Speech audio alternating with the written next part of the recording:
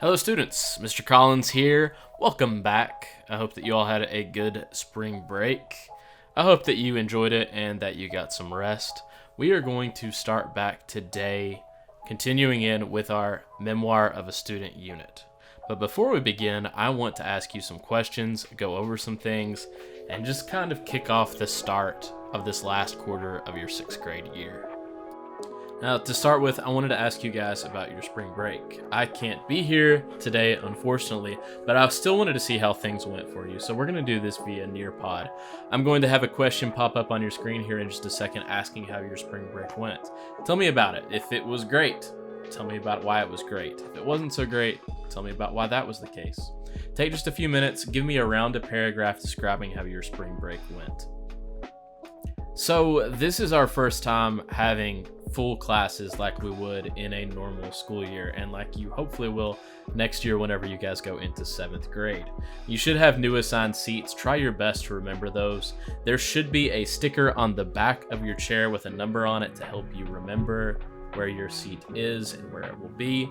Try to remember that number or where your seat is based on who is around you. It should be pretty easy because it's alphabetical order and because you're going to be in at least a somewhat similar setup in your other classes, even though you don't have desks in all of the others.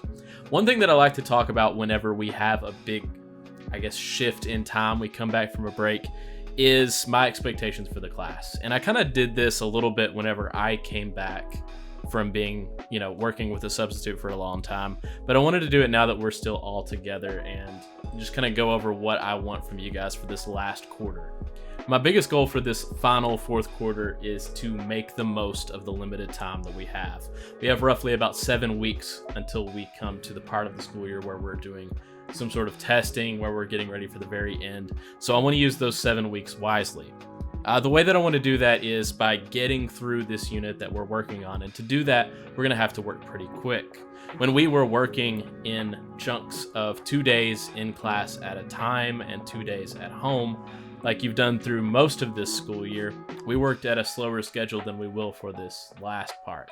You're going to be going 5 days a week, and one of those days is going to be devoted towards working on our PFAs. Those other 2 chunks of days for language arts are going to be devoted towards reading and finishing I Am Malala, and then getting into writing a memoir of our own. To make sure we get through all that, we're going to follow the 3 expectations I have for my classroom. Be ready, be respectful, be responsible. You're ready by having your stuff that you need in class every day. Make sure you've got your computer ready to go. It's charged. You've got headphones if you have a pair of headphones available to you, or you get some out of my basket as you enter the classroom. Get signed in as soon as you sit down, and keep your backpack under your desk away from everybody else so that nobody trips on it and falls on their face, because that would be a bad way to start the day for anybody. As far as being responsible, you're keeping up with your work. We're going to be going at a faster pace, like I just said, so keep up with things. You may have some evenings where you have to go home and do a little work, and I think all of you all will be able to handle that pretty well. You'll definitely need to be able to handle it in 7th grade, so start practicing now. And as far as the last one, be respectful. If a student is answering a question because they raised their hand to ask it, you don't interrupt them. If Mr. Collins or another one of your teachers is talking, you don't interrupt them. Most of you know by this point that I'm usually not going to be the type of teacher that yells at you. I'm just going to ask you to leave if you are making learning difficult for the people around us, and somebody else will take care of the problem, because to be frank, we don't have the time for me to stop and deal with you having a bad day.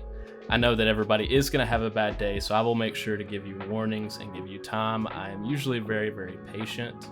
If you're having a bad day, you need some help, let me know. But bring it up to me first. All that discussion applies to whenever I have a substitute in my class as well.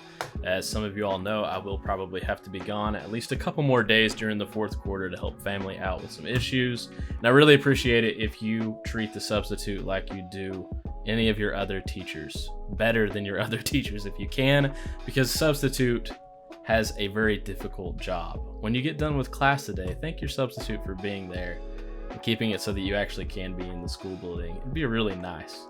But treat them the way you would want to be treated. Follow the golden rule there.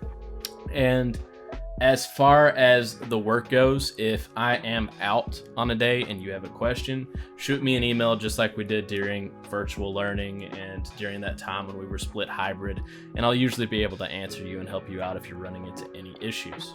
As far as other little things go, just off the top of my head, if you need to take a bathroom break, there is a sign-out sheet on the stool by my door. Make sure to ask me before you leave. Raise your hand. I'll usually tell you yes 9 times out of 10. Unless we're in the very middle of something that we're discussing. Try to keep it to just a day or two a week at most when you have to go to the bathroom. Like I said earlier, we have limited time and we're going to use that time as wisely as we possibly can. Now that we have expectations out of the way, let's get back into discussing our unit. We read 2 chunks of I Am Malala, and hopefully you guys that are keeping up are starting to enjoy it so far. We read the prologue through chapter 4 in our first chunk, and I believe that was checkpoint 3 on Summit Learning. You had access to the video, you had access to the PDF if you needed it, and different narrations based on how you wanted to hear it.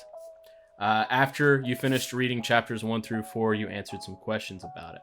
Let's go into Summit and actually look and break down the checkpoints that we've done so far, because that's what we're mostly going to be focused on today.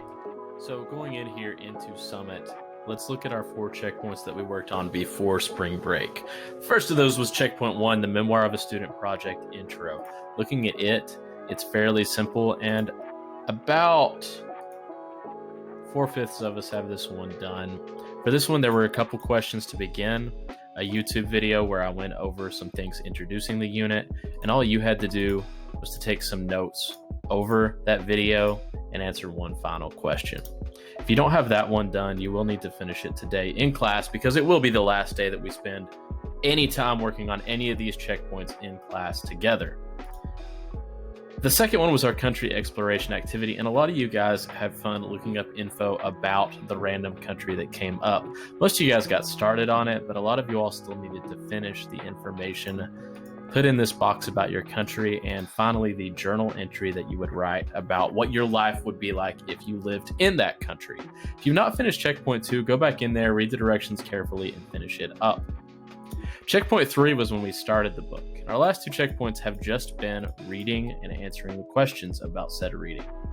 We read chapters with the prologue through chapter 4 together. Again, the link to the video is here. The link to the PDF is here.